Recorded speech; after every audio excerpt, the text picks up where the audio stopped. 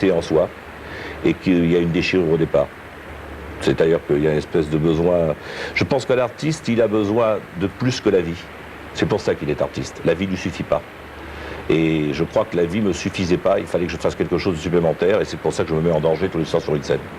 Si votre père avait résisté à votre mère, qui lui avait demandé de quitter la chanson, il aurait évidemment réussi, parce que Marcel Amont le laisse entendre.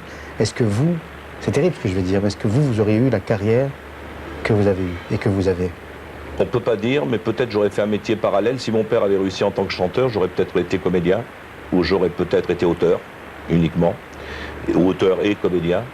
Mais je pense tout de même que je serais monté sur les planches. Mais je ne dis pas peut-être effectivement que j'aurais chanté, parce que je trouve ça bien que mon père... J'aurais été heureux, j'aurais préféré que mon père réussisse, pour dire la vérité.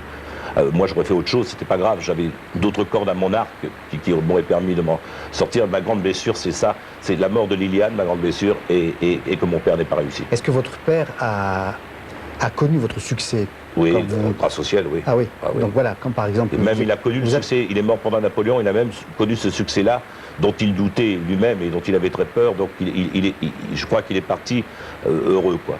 Et quand vous voyez au Palais des Congrès, vous avez été le premier à ouvrir, si j'ose dire, le Palais des Congrès, et à le remplir, il vous disait quoi? Il éprouvait quoi? Est-ce qu'il y avait évidemment une fierté pour vous, mais est-ce qu'il y avait une blessure pour lui, enfin?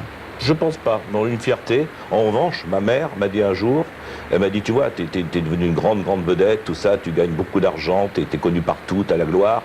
Elle me dit, mais moi j'aurais préféré que tu sois docteur et que tu viennes manger tous les dimanches à la maison. Ah, toujours. Elle m'a dit ça, 5 ans après ma réussite, elle a continué avec ce... Pour le coup, elle était cohérente, hein? Ah, ça n'a pas changé la vie jusqu'au bout, hein. C'est terrible.